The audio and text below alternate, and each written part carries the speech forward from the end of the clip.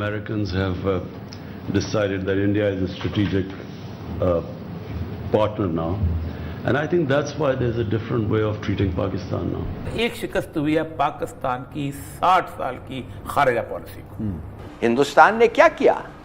हिंदुस्तान में एडवांटेज लेते हुए पब्लिकली इंटरनेशनल बॉर्डर को वायलेट करके बालाकोट में जाके बॉम्ब किया।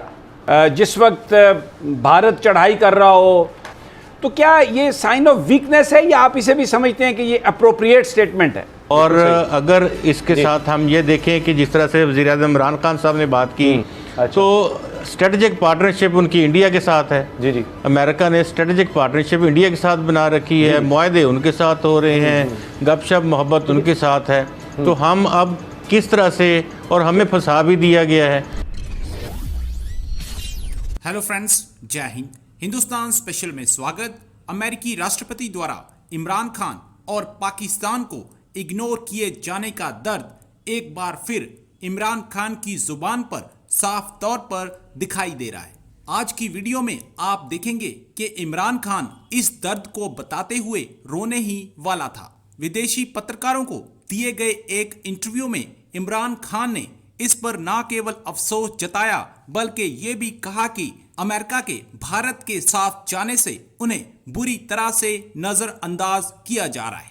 पाकिस्तानी पीएम ने कहा कि अमेरिका ने अपना स्ट्रेटेजिक पार्टनर भारत को बनाया है और तब से ही पाकिस्तान की अमेरिका ने वाट लगाई हुई है। ये कहते हुए इमरान खान की जलन साफ तौर पर देखी जा सकती है। आपको यहाँ बता दें कि अफगानिस्तान के मुद्दे पर अमेरिका की तरफ से पाकिस्तान को लेकर तीखी बयानबाजी सामने आई है। So guys, let's start this very interesting video. आज वज़ीर-ए-आज़म पाकिस्तान जनाब इमरान खान साहब ने गैर मुल्की चैनल को एक इंटरव्यू दिया, जिसके अंदर इंतहाई अहम बात की, और वो बात है कि अमेरिका ने यह फैसला किया है कि भारत अब उसका स्ट्रेटेजिक पार्टनर है, इसलिए पाकिस्तान के साथ मुख्तलिफ सलूक किया जा रहा है। ये तमाम तर बातें अफगानिस्तान की सूरत हाल के तनाजुर में भी की जा रही हैं, और इमरान खान साहब ने क्या कहा, उनकी बातें सुन लेते हैं, फिर बात आगे बढ़ाते हैं। सुनाए दें। Americans have decided that India is a strategic partner now, and I think that's why there's a different way of treating Pakistan now. And also they feel that we're very close to China, and then they want to sideline China. अभी तक इस मुल्क के अंदर बहुत सारे ऐसे his masters voice हैं। आपको पता है एक जमाने में एक ग्रामोफोन रिकॉर्ड की जाती थी, उसके अंदर आगे एक कुत्ता बैठा होता था। वो कुत्ता जो था उसकी अपने मालिक की आवाज सुनता था और उसको कान लगा के सुन रहा होता था। पाकिस्तान में बहुत सारे लोग ऐसे हैं, लेकिन एक शिकस्त हुई है पाकिस्तान की 60 साल की खारिजा पॉलिसी को। खारिजा पॉलिसी को शिकस्त पहली दफा हुई थी 1965 की जंग में। स्ट्रेटेजिक पार्टनर था किसका? अमेरिका का पाकिस्तान सीटो और सेंटो का रुकन था। ठीक। सीटो और सेंटो के दो माहदात बड़े इंपॉर्टेंट माहदात होते थे। अमेरिका ने पाकिस्तान की सप्लाई रोक ली, और आप अंदाजा करें एन वॉर टाइम में हम सोच नहीं सकते थे कि ये हो सके। उसके बाद जब अयूब खान ने उनको फोन किया कि आपने ऐसा क्यों किया, तो उन्होंने कहा हमने तो ये असला आपको दिया था कम्युनिस्टों के खिलाफ लड़ने के लिए। इंडिया तो कम्युनिस्ट नहीं है। सही है। तो कैसे लड़ते हो?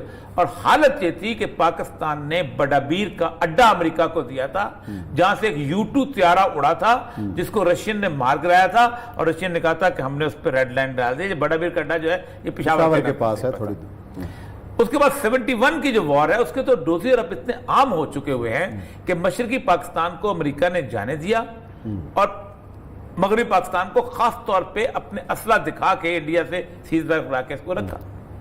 फिर अमेरिका के साथ जिस वक्त हमारी वो सूरत हाल हुई है, जब उनको जरूरत थी तो प्रेसिडेंट अमेंडमेंट नहीं आई। आप कह रहे हैं कि प्राइम मिनिस्टर को इससे भी सख्त अल्फाज इस्तेमाल करने चाहिए थे, एस्टेब्लिशमेंट को बताना चाहिए था, लेकिन यहाँ पर इस्लामाबाद में तो ये बात की जा रही है, मैं उस हाई प्रोफाइल ब्रीफिंग का जिक्र कर रहा हूँ कि B-52 बॉम्बर्स बहुत ऊंचे हैं, हमारे पास कोई इस तरह की टेक्निकल वो नहीं है कि हम उनको गिरा सकें, और अगर हम उनको गिराते हैं तो फिर क्या हम अमेरिका के साथ जंग शुरू कर दें? हम कहना चाहते हैं आपको कि हमें फेवरेट्स नहीं है, मगर if it goes on like this, एक और दासू अगर हो गया, तो मैं आपको एक चीज बताना चाहता हूं कि हम जवाबी कार्रवाई करेंगे और हम छुपाएंगे नहीं।